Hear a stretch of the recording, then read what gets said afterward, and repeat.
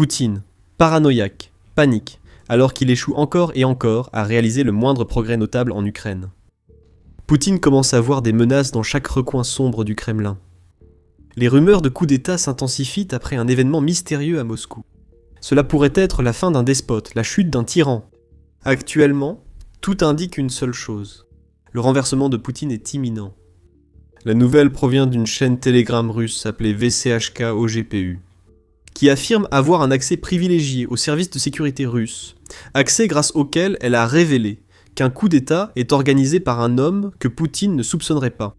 Un homme qui fut pendant des années un proche ami et confident de Poutine. Qui pourrait être cet homme ? Sergueï Shoïgu, l'ancien ministre de la Défense de la Russie. Nous allons expliquer les nombreux indices annonçant l'arrivée du coup d'État, l'événement clé qui a déclenché les rumeurs, ainsi qu'un rebondissement incroyable dans cette histoire qui pourrait tout changer plus tard dans la vidéo. Quant à ce qu'a dit la chaîne Telegram, London Loves Business fournit les détails essentiels. Il affirme que la chaîne aurait eu accès à une source secrète révélant que les récentes coupures d'internet en Russie sont moins liées à la sécurité, comme le prétend le Kremlin, qu'à la paranoïa de Poutine, qui soupçonne un de ses plus anciens alliés de vouloir le renverser. Les restrictions sur la communication cellulaire et l'internet dans le centre de la capitale et dans certaines zones de Moscou ont étrangement coïncidé avec le début des enquêtes visant les proches de Shoïgu et Shoïgu lui-même, affirme la chaîne. Mais comment cela pourrait-il arriver alors que Shoïgu est censé être un proche allié de Poutine ? L'allégeance dans l'administration Poutine s'achète et se vend souvent. Le fait d'avoir précisé que Shoïgu était l'ex-ministre de la Défense russe éclaire pourquoi les alliés de Poutine sont si ébranlés. En mai 2024, Poutine a décidé qu'il était grand temps de retirer Shoïgu de son poste au ministère russe de la Défense.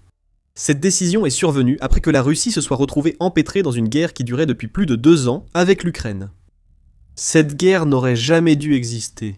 L'opération spéciale visant à permettre à la Russie de prendre Kiev en quelques jours.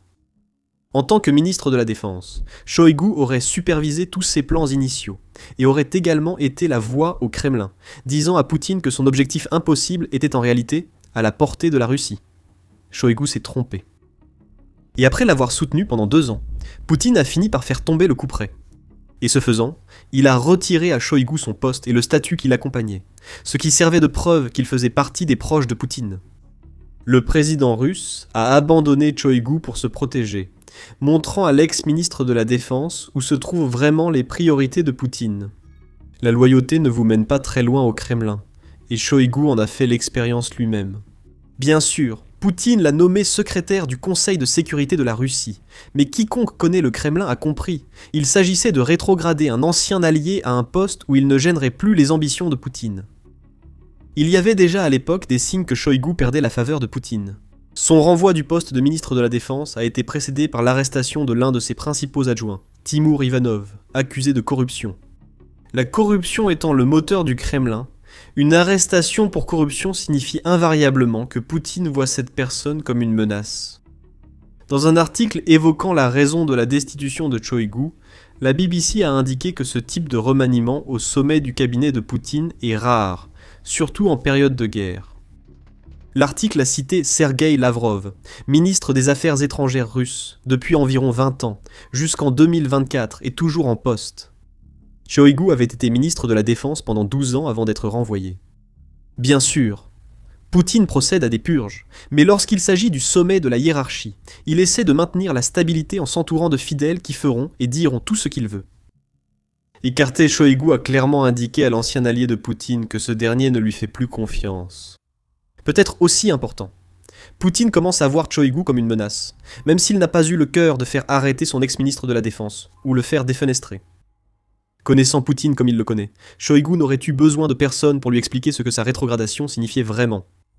Poutine voulait l'écarter et tenter de l'apaiser avec un poste insignifiant comparé à son ancien rôle. Il ne s'agissait pas de remplacer l'ancien, mais d'écarter un ennemi, et de le remplacer par un meilleur larbin.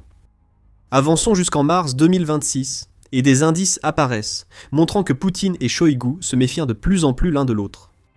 L'ancien ministre de la Défense rumine son amertume depuis 2 ans, et voit Poutine agir contre lui, affaiblissant encore plus son pouvoir. Par exemple, un autre allié clé de Shoïgu a été arrêté. Le 9 mars, Medusa a signalé que la purge au ministère russe de la Défense, après l'éviction de Shoïgu, s'était intensifiée. Ruslan Tsalikov a été arrêté pour détournement de fonds, corruption, blanchiment d'argent et liens présumés avec des organisations criminelles. Nous pensons que l'accusation est liée à ses anciens liens avec le Kremlin, principale organisation criminelle de Russie. L'essentiel ici est que Tsalikov n'est pas qu'un allié de Shoigu, mais son plus proche collaborateur et ancien premier vice-ministre de la Défense sous Shoigu. La nouvelle a choqué les hautes sphères du Kremlin, tandis que les blogueurs militaires pro-guerre russes l'ont salué comme un coup de génie de Poutine. Tsalikov risque désormais jusqu'à 20 ans de prison après avoir été le bras droit de Shoigu pendant près de 3 décennies.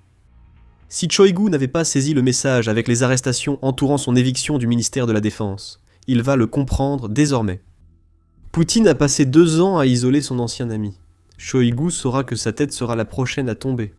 Et cela nous ramène directement au coup d'État et aux preuves qu'il est réellement en cours, et que Shoigu en est le principal instigateur. Jusqu'à présent, nous n'avons vu que des indices. Nous pouvons ajouter à ces indices, en soulignant que Shoigu, lui-même, n'a pas été vu depuis le 5 mars, malgré le fait qu'il occupe toujours ce qui était censé être un rôle assez important. Ce manque de visibilité a suscité encore plus de rumeurs selon lesquelles il y aurait une fracture au Kremlin. Mais ce sont surtout les coupures d'internet évoquées plus tôt qui prouvent que l'ancien allié de Poutine complote contre le président russe. Pourquoi ? Avant d'aller plus loin, vous regardez The Military Show, qui offre une vision approfondie au-delà des gros titres. Abonnez-vous dès aujourd'hui pour être toujours à la pointe de l'actualité. Pour revenir à la situation de Shoigu, il a passé les 2 dernières années à être rejeté par Poutine, malgré ses nombreuses années de service loyal.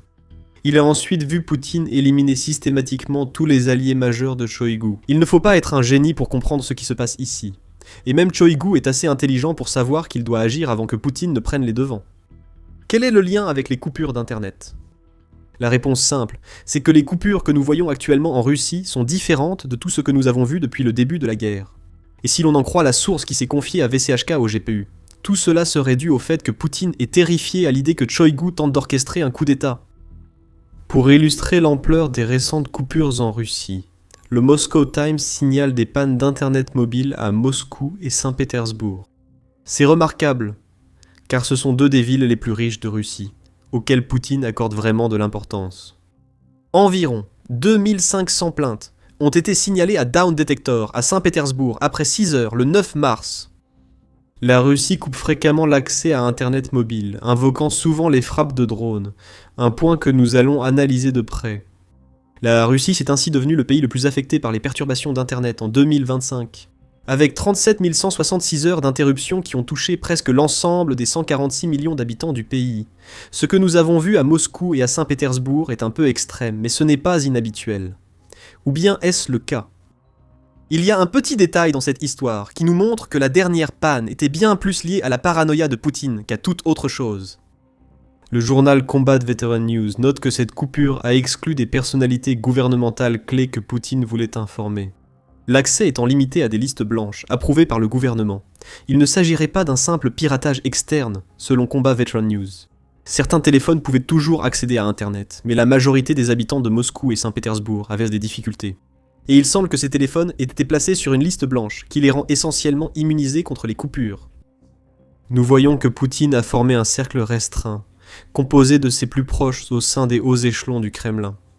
Depuis l'invasion de l'Ukraine, la liste a diminué, mais grâce à une liste blanche, il peut couper certaines communications tout en laissant ses proches coordonner leurs efforts. En d'autres termes, il s'agissait d'une coupure approuvée par le gouvernement qui épargnait ceux que Poutine devait tenir informés. Et Poutine prépare quelque chose comme ça depuis un certain temps.